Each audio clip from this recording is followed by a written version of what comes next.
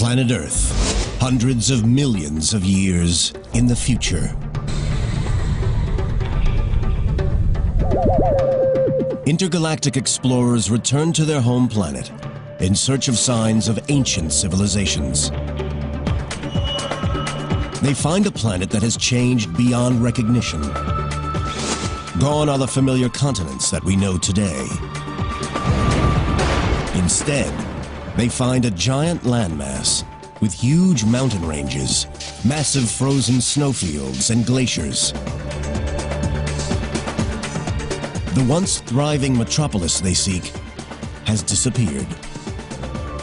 A few broken remnants are all that remain, crushed and buried beneath tons of rock.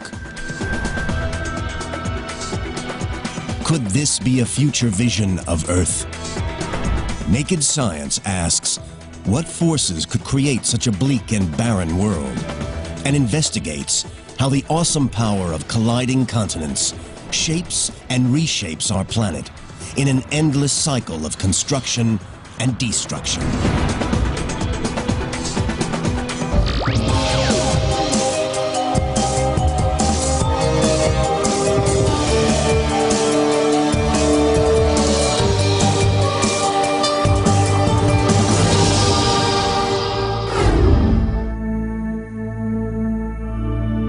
Our world, the Earth. From space, it's easy to see the distinctive pattern of land that makes up the continents: North America, South America, Africa, Antarctica, Europe, Asia, and Australia. Giant landmasses separated by oceans that stabilize the environment with hospitable weather patterns, suitable for civilization and cities to evolve and prosper.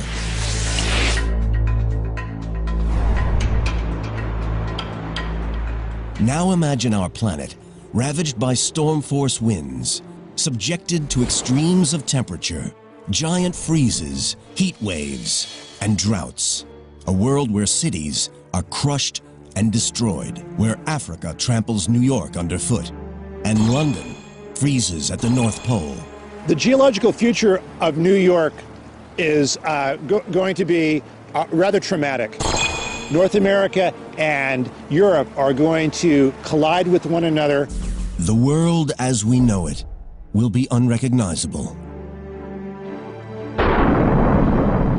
This is not a portrait of the Earth after a devastating global disaster. This is how nature will shape our planet many millions of years in the future.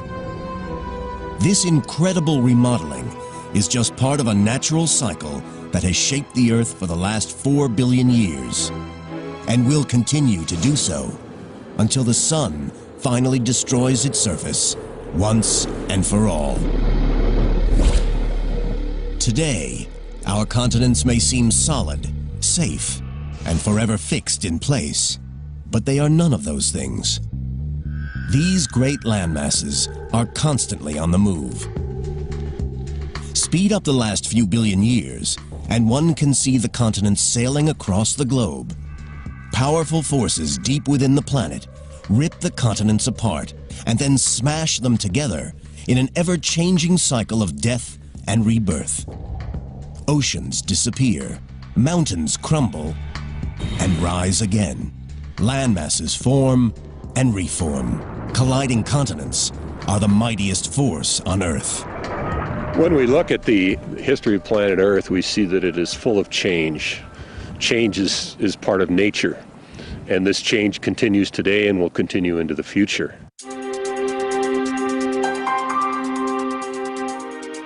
To understand how the continents shape our world, we must first travel back in time to the very birth of the Earth. 4.5 billion years ago, the Earth is created from the debris left over from the formation of the Sun. Dust and debris collide and clump together. Once these clumps grow into objects about half a mile in diameter, they create enough gravity to attract more material. Slowly, these clumps grow into as many as 20 planets. As these new planets orbit the Sun, they begin to collide.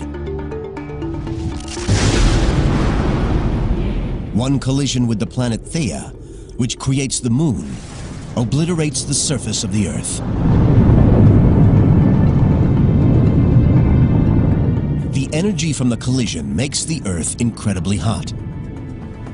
At around 11,000 degrees Fahrenheit, it's more than 7 times hotter than the inside of a cremation furnace. Earth is a massive molten ball of boiling lava. This is primeval hell, where thousands of asteroids and comets bombard our world. But deep within the planet, a process starts that will lead to the first land. The heaviest elements, lead and nickel, sink down toward the center of the Earth to form a molten core. The lighter elements, including oxygen and silicon, rise toward the surface, where they erupt in volcanoes of molten rock. Slowly, the Earth's surface cools.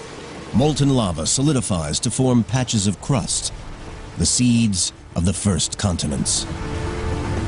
But even as the first land is born, it faces a battle to survive. We were being bombarded by a large number of asteroids very early in the history of the planet. So there's a lot of dynamic change from being walloped by giant impacts, disturbing things. Geology professor Sam Bowring is an expert in early Earth and the genesis of the continents. When we had an early crust is an interesting question. I suspect we had an early crust from day one. The question is, how long was that preserved? When the Earth was being bombarded constantly by asteroids, the chance of preserving any small chunk of that crust was very low.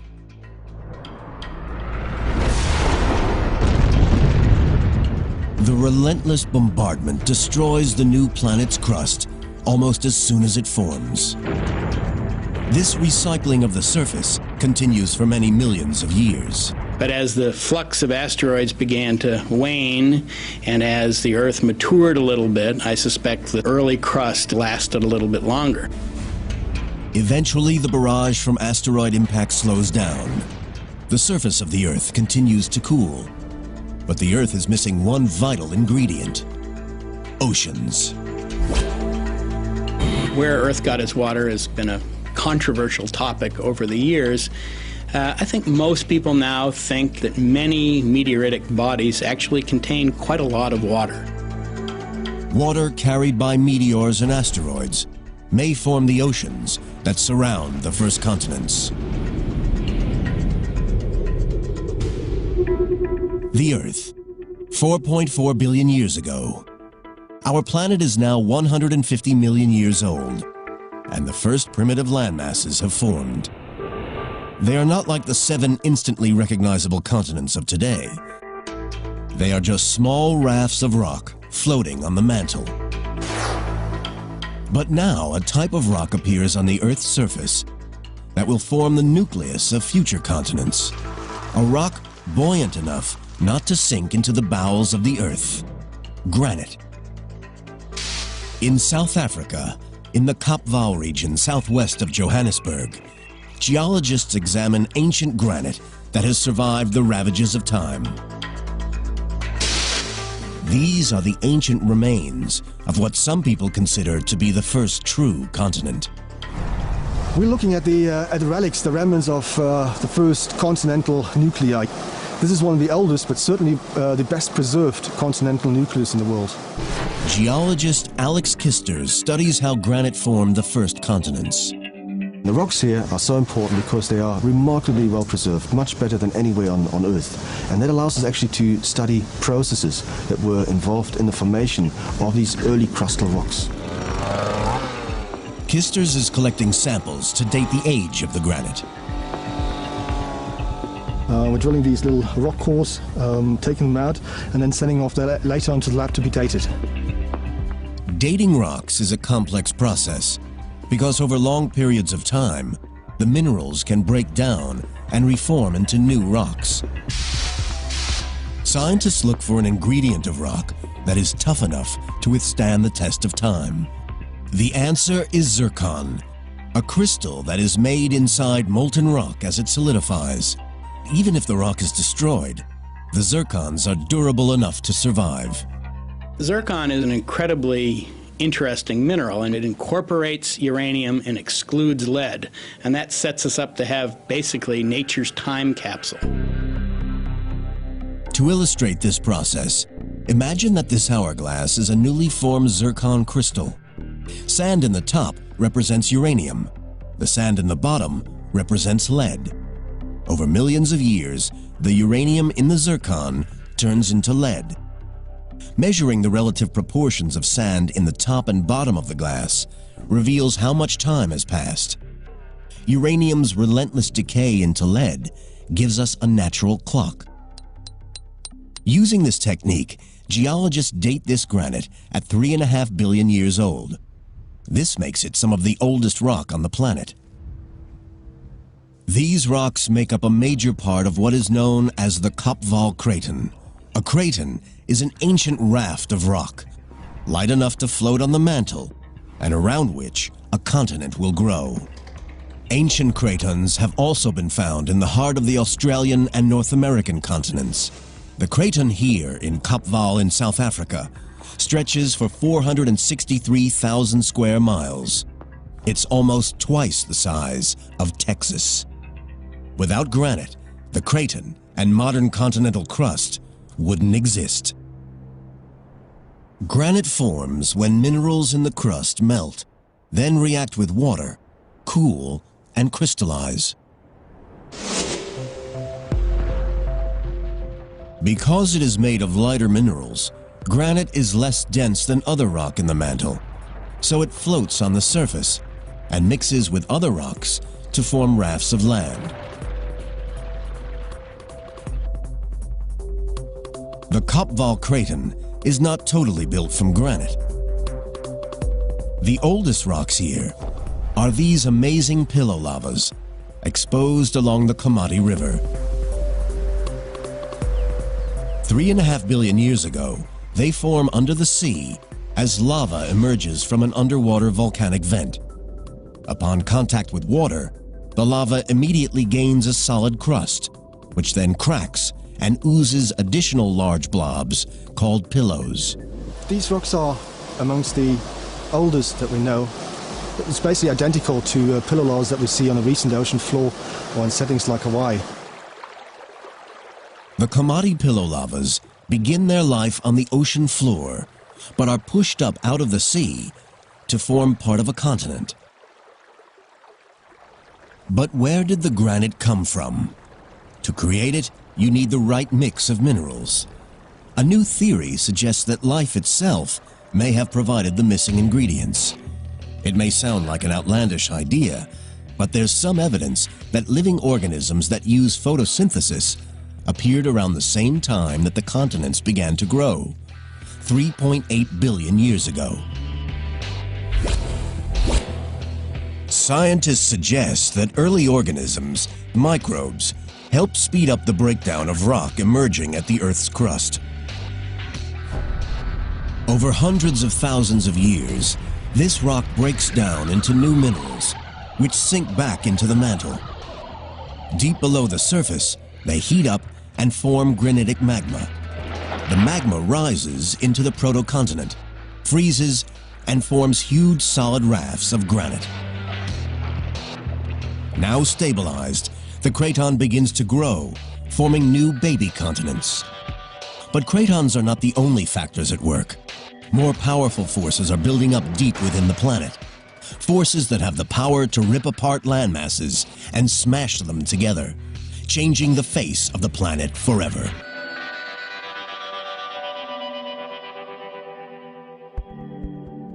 Four and a half billion years ago, the Earth forms. For many years, it is bombarded by asteroids and meteors. Slowly, the molten planet cools, and small landmasses form around cratons of granite rock. Massive forces from deep within the planet rip apart and smash these small proto-continents together as they grow into the large landmasses we see today. The surface of the Earth, the crust, is made up of a giant jigsaw of interlocking pieces called tectonic plates. The separate plates themselves sit on the mantle, the layer between the crust and the Earth's core. Although the mantle is made of rock, the heat and pressure deep down mean it's flexible enough to allow the plates above to move up to several inches a year.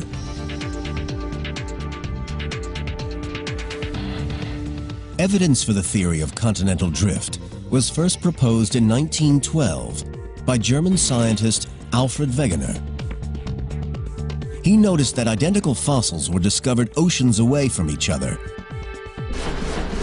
Paleontologist Professor Mark McMenamin of Mount Holyoke College in Massachusetts is an expert in fossil records. Wegener noted that a freshwater organism cannot cross a salty sea. And so if you find the fossils of a freshwater organism or a land creature on two continents that are now greatly separated by distance, they must once have been closer together. By identifying like fossils on different continents, scientists can map which continents were joined in the past. The fossil distributions will tell us where fossils occur and how the continents must have been juxtaposed. Fossils that are identical but occurring in very different parts of the world imply that the continents have drifted. When he first proposed his theory of continental drift, Wegener was laughed at. The idea that continents could actually move was considered preposterous. The problem was he didn't know how the continents moved. The missing mechanism wasn't discovered until the 1960s. Plate tectonics is powered by heat. Plate tectonics is being largely driven by the fact that the interior of the Earth is much hotter than the surface. The temperature at the center of the core is 10,000 degrees Fahrenheit. It's as hot as the outer parts of the sun. Much of the heat is left over from the collisions and massive bombardment during the early days of the Earth. The rest comes from radioactive decay of heavy elements in the core. Heat escaping from the core creates convection currents in the next layer of the Earth, the mantle. The process is like a lava lamp, where heat from the bulb at the bottom creates convection currents in the oil, pushing the synthetic lava upward. The heat melts part of the mantle and sends plumes of magma, molten rock, rising to the surface. It rises between cracks in the plates, creating new rock that pushes the plates apart. I think that plate tectonics is virtually inescapable on this planet. It's an exceedingly efficient way to cool the interior of the Earth. This formation of new rock splits apart and separates the plates and the continents sitting on them. Today, the majority of this new rock forms under the sea, creating vast interconnected volcanic mountain ranges that extend through all the major oceans of the world. One range can clearly be seen at the bottom of the Atlantic Ocean along the Mid-Atlantic Ridge. It stretches more than 12,000 miles from the subantarctic to the Arctic. It comes to the surface in a few places. Iceland was created from volcanic lava, bubbling up at the junction between the North American and Eurasian plates. It's one of the few places on Earth that one can actually see continents being pushed apart. We are watching here geological structures that you cannot really watch anywhere else. It's like a big textbook of geology. This is where the Earth's crust is being made. Paul Einarsson, professor of geophysics at the University of Iceland, monitors the mid-ocean ridge where the continental plates are splitting apart. The ridge in Iceland is almost 3 miles wide. On one side is the North American plate, on the other side, the Eurasian plate. The rift here grows as new rock forms at its center, pushing North America and Europe away from each other. The Atlantic Ocean widens, and the two continents drift apart. Eventually, the Atlantic could become as big as the Pacific. To measure how fast they're splitting, Einarsson takes global positioning system readings at specific points along the plate margin. We put the antenna right on top of the point, and then we can calculate the exact position of this point in the world with respect to the center of the Earth. Although the ridge appears calm and there's no magma rising to the surface, Einarsson's measurements show that the two continents are drifting apart by around an inch a year. So by the end of the century, Europe and America will be almost 8 feet further apart. The movement in Iceland is typical of the processes shaping the continents since their birth 4.4 billion years ago. It's part of the great cycle of the Earth's continents. The new crust, created at the mid-ocean ridge, moves away, cools, and eventually sinks back into the Earth. When the first proto-continents formed, there were several interconnecting tectonic plates, constantly bumping and grinding against each other, pushing the new land over the planet.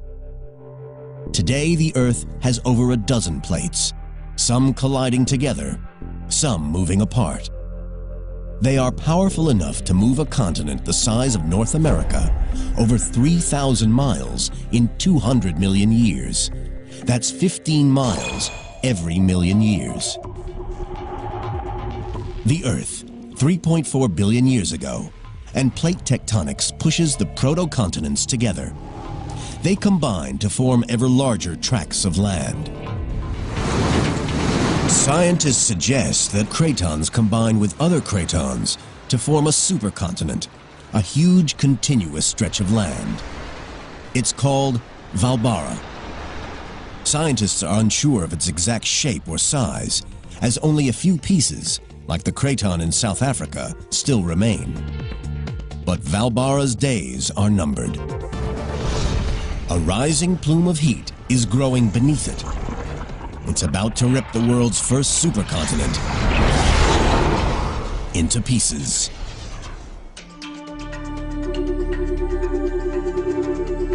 $2.7 billion years ago, Valbara, the world's first supercontinent, still dominates the planet. But plate tectonics, powered by heat from the Earth's core, is about to split it apart. Rock is a good insulator. When a continent gets very large, the rock traps heat beneath it. As it gets hotter and hotter, a plume of superheated magma builds up beneath the giant continental mass. The temperature continues to rise, and pressure in the mantle increases. Eventually, the crust can no longer contain the pressure, and the hot lava breaks through, ripping the land apart. You can see this process happening today in Africa. Heat from the Earth's core is ripping the continent apart. A giant rift valley runs from the Red Sea down to Mozambique. Giant cracks are opening up in the land. Volcanoes, like Kilimanjaro, mark spots where molten rock have risen to the surface in the past. In 10 million years, the eastern half of the continent will have split away. The molten lava trapped beneath the giant supercontinent of Valbara eventually smashes through the surface rock. The continent ruptures into several smaller pieces. These bits of land sail across the Earth. But nobody knows what happens to them or what the planet looks like at this time. The Earth is entering the Dark Ages. It is over 2.5 billion years since it was formed. It will be over 1 billion years before another supercontinent forms.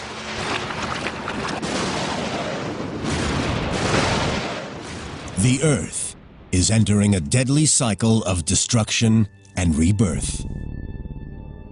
The theory of continental drift suggests that we go through cyclic phases of continental dispersion and then continental collision.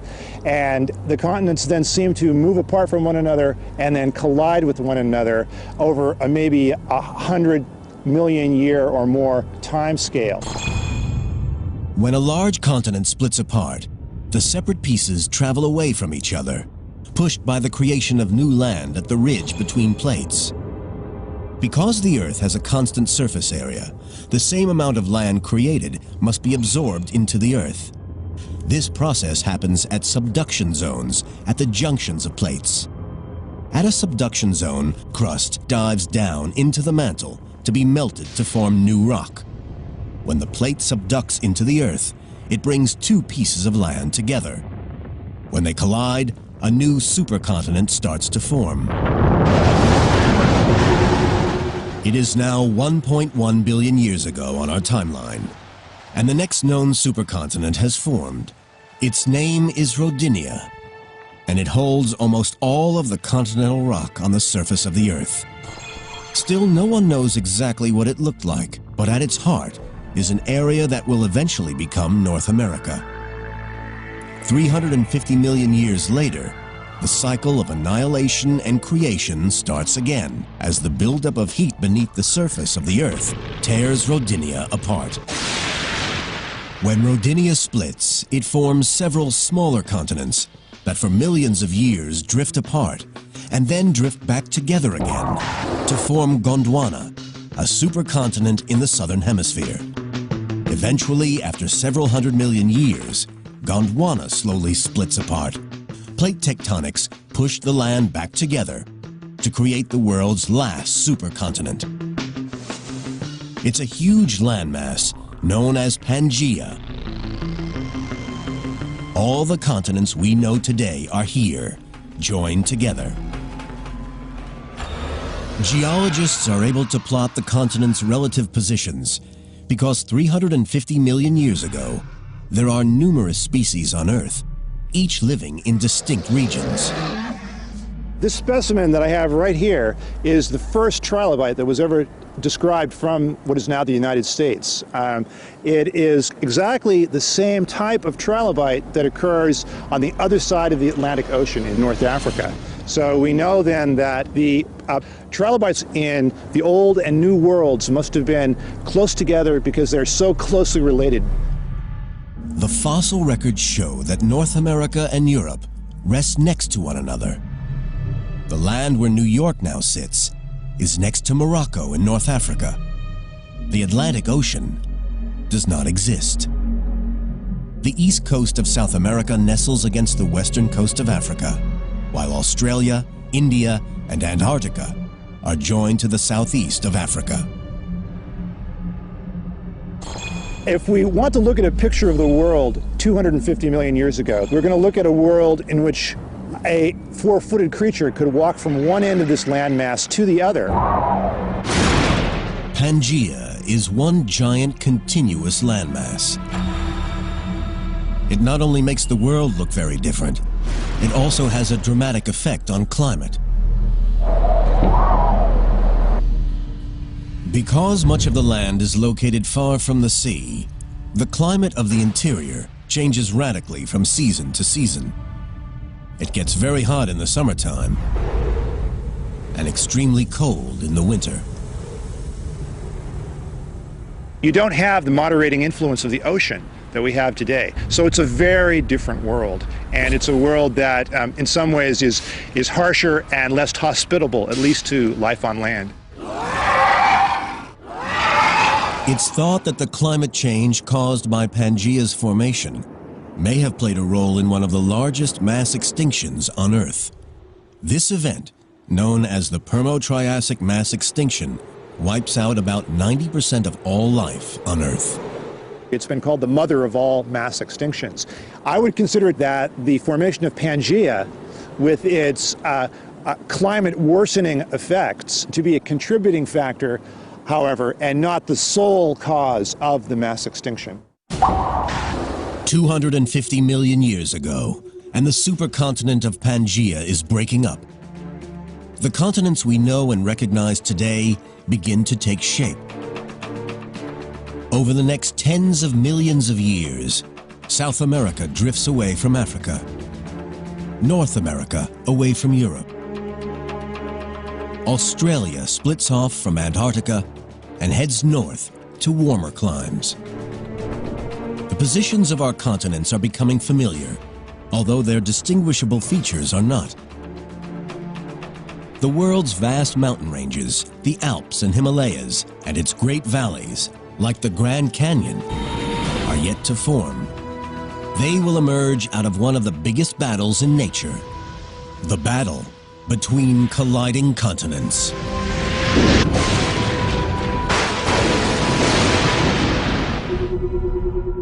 Earth, 100 million years ago. The continental map of the modern world is gradually becoming recognizable. But a battle is still raging between the continents that will change the face of our world forever and create some of the most extraordinary geological features on the planet. As the continents move slowly across the Earth, crust and rock is dragged back down into the Earth at subduction zones between the tectonic plates. But when continents collide at the plate junctions, sometimes there is a battle for supremacy. If neither plate will submit and drop down to be consumed by the mantle, then both the continents slowly smash and grind into each other. These pinch points of continental collision build mountains.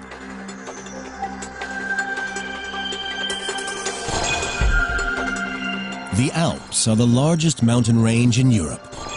Higher than the Rockies, the Alps stretch from France in the west through Italy, Switzerland, and Austria to Slovenia in the east. Their formation is a direct result of a continental collision between Africa and Europe. The story of the Alps begins when the African plate breaks away from the South American plate. It starts moving toward Europe. Without the plate movement, there wouldn't be any mountain on this planet. Professor Gerard Stamfli of Lausanne University in Switzerland studies the processes that built the Alps. The African and Eurasian plates start to move toward each other, trapping a third, smaller Iberian plate between them. The three plates collide. The Eurasian plate is pushed downward into the mantle, chopping off the Iberian plate. The Tethys Sea begins to close. As the Eurasian plate grinds underneath the African plate, it pushes the Tethys Sea floor and part of the Iberian plate 600 miles north and many thousands of feet into the air. Rocks that started life on the bottom of the ocean end up at the top of the Alps. Quite fascinating to imagine that if you are on top of the Matterhorn, you're actually staying on top of Africa. For geologists, Africa stops in the Alps. Over the next 100 million years, the continents continue to smash together. New mountain ranges start forming around the globe. The largest, the Himalayas, form as the Indian plate charges northward toward the Eurasian plate. It moves at 2 inches per year, lining up a head-on collision. The movement of the Indian plate leads to a clash between two giant continents and creates some of the highest structures ever to exist on Earth. The incredible power of continental drift not only builds mountains, it also sculpts one of the world's most recognizable landmarks, the Grand Canyon in Arizona. The Grand Canyon is a great scar on the surface of the Earth. Geologist Ron Blakey has been studying the canyon for over 30 years. It's just a wonderful place to come face to face with planet Earth. The Grand Canyon is 277 miles long and up to 18 miles wide. At its deepest, it stretches down for over a mile. The gorge exposes the interior of the North American continent. It's like looking through the pages of a book. Each layer tells a story about the past. One of the really neat things about Grand Canyon is as we go up the walls of the Grand Canyon, it's just like going through a time machine. Layer upon layer of rock reveal the geological history of North America, from present day to 2 billion years ago. The deeper you go, the older the rocks. By studying the layers, Blakey can piece together the history of the canyon. He finds some of the most interesting evidence at the very top. Fossils of ocean creatures. Wow, this bed's the jackpot here. What we have is an extraordinary example of a Permian seafloor. The most important thing it tells us with respect to the Grand Canyon is that this area had to be near sea level when these rocks formed. Now it's 7,000 feet above sea level on the rim of the Grand Canyon. So something had to happen. Either the sea had to fall 7,000 feet, and we're pretty sure that didn't happen, or this landscape had to be uplifted 7,000 feet. We're pretty sure that happened. 250 million years ago, the canyon starts to form as a result of a collision between the Pacific and North American plates. They collide with such force, the North American plate thrusts more than 2 miles upward. What was once seabed rises over a period of 15 million years to form a vast plateau far above sea level.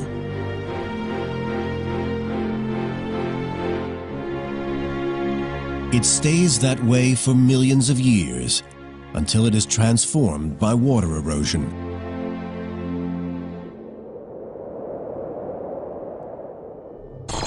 Six million years ago, several hundred miles south of the canyon, plate movements open up the Gulf of California to the sea. For the first time, small streams in the Rocky Mountains could empty into the ocean. So if we're starting a stream at 14,000 feet in the Rocky Mountains and carving down to sea level, and the Grand Canyon just happens to be in the way, the Grand Canyon's going to get cut out. These streams merge to form what is now called the Colorado River. It cuts down through the land, heading toward the Gulf of California. It took a river to carve the canyon. The water has carved down through the rocks layer by layer by layer, removing material out of the canyon and leaving the great void that sits behind me. The Grand Canyon is a testament to the awesome power of the continents in shaping our world. Back on our journey, tracing the birth and death of the continents, it is now 20 million years ago. 2,500 miles south of the Grand Canyon, another plate collision is about to take place.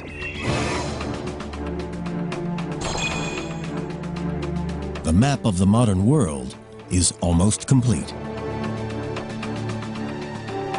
At this time, water flowing freely between the Pacific and Atlantic Oceans still separates North and South America. Over many millions of years, the Pacific Plate begins sliding under the Caribbean Plate. The pressure causes underwater volcanoes to erupt. Some explode with such ferocity that they create a range of small islands between North and South America.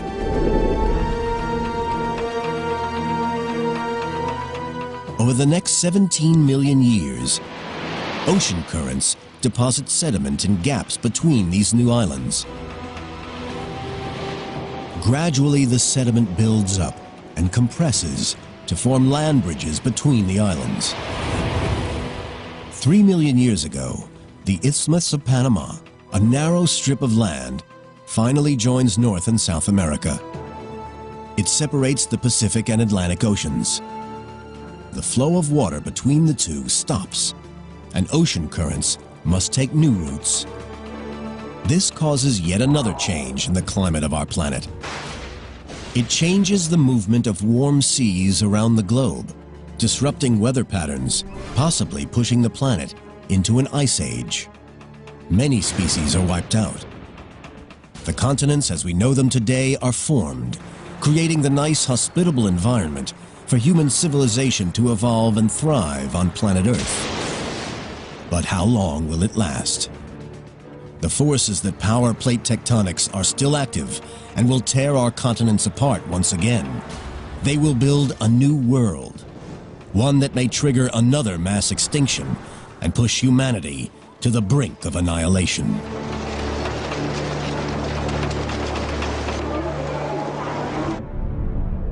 A view from space reveals Earth's continents as we know them today. There are 7 in total, but some are separated by a political divide rather than a geographical one. Africa-Eurasia is a supercontinent comprising of Africa, Europe, and Asia. It stretches from the Siberian Plateau in Russia to the Cape of Good Hope in South Africa. A spectacular route across 3 continents, incorporating dramatic climate change, vivid scenery, and diverse cultures. However, Africa-Eurasia isn't the only supercontinent on the planet. Because the Panama Isthmus links North and South America together, they too can be thought of as one vast landmass. And if the Bering Strait between Russia and Alaska were to freeze over, it would be possible to walk from Cape Horn in South America to the Cape of Good Hope in South Africa. A journey of around 25,000 miles. But this won't always be possible, for powerful forces deep below the surface continue to send the continents hurtling across the globe. A process that started at their birth 4.4 billion years ago, and one which will continue long into their future. What we're observing at the moment is only a snapshot of the Earth's global cycle that has been undergoing for the last 4.5 billion years probably, and will be undergoing, even if we're not around anymore.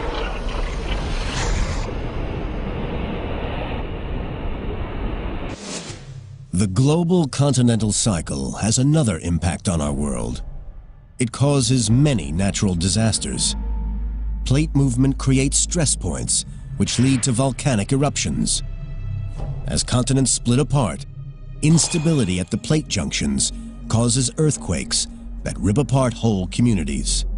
This one, on October 8, 2005, in Pakistan-ruled Kashmir, killed nearly 75,000 people and left up to 3 million homeless. And when plates subduct into the earth, their death throes produce devastating waves. The 2004 Indonesian tsunami is just one demonstration of the terrifying power unleashed when plates move. Such natural disasters are part of the continental cycle, and they're not going to stop. Plates moving is something we have to live with. There's nothing we can do about it. It's going to happen. There are going to be big earthquakes in California. There's going to be a lot of damage. There's going to be loss of life.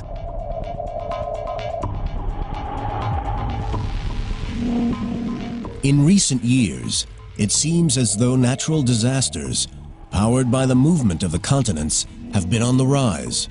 But what we are witnessing is an increase in awareness, rather than an increase in the number or severity of natural disasters. I think what we're really seeing here is a very raised consciousness of the public. With instant communication abilities, much more publicity is given to volcanic eruptions and earthquakes. We are observers to only a very short period of the life of the Earth. If we could monitor earthquakes and volcanic activity caused by plate movements over millions of years, we would see a very different picture. When you look at something over 10 years, you might have 10 major earthquakes. The next 10 years you might not have any, but that's not significant. It just is related to the short period of time that you're making the observation at. When you start looking at hundreds, thousands, and millions of years, all that averages out. It's impossible to predict exactly when the next disaster will occur. But it is possible to predict where it will happen. The plate boundaries. Map the location of earthquakes and volcanoes, and they line up with the cracks between plates. Plot where these plates will move over the next tens of millions of years, and the future looks bleak for many of the world's cities.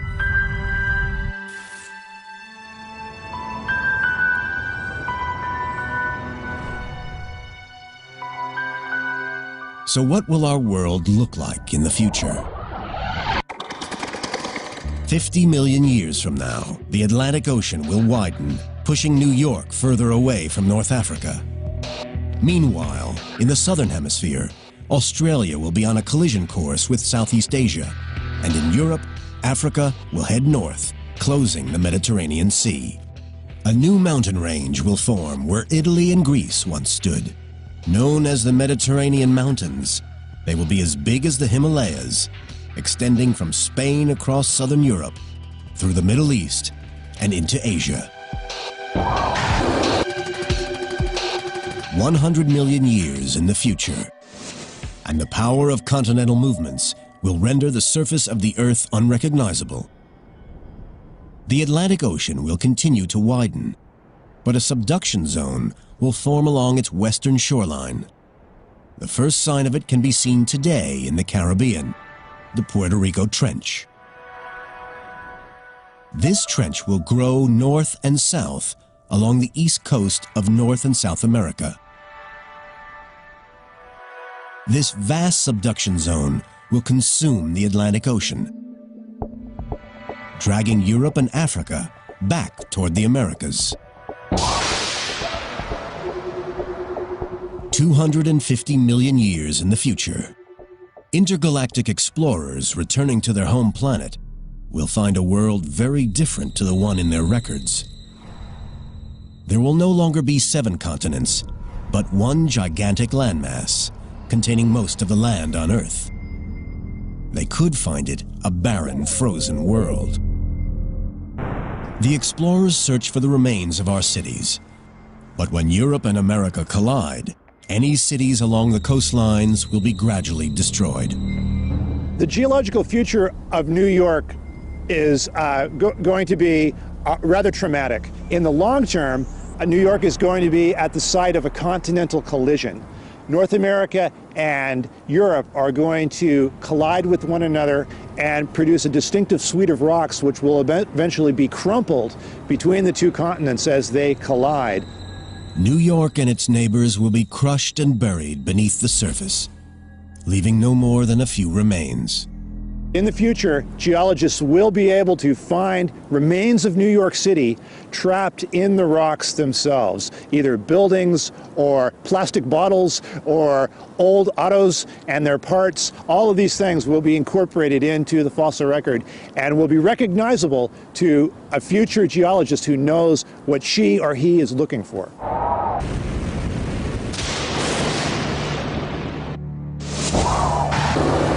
Because of its similarities to past supercontinents, this future landmass is called Pangaea Ultima, the final Pangaea. Nearly all the landmasses in the world will be joined together.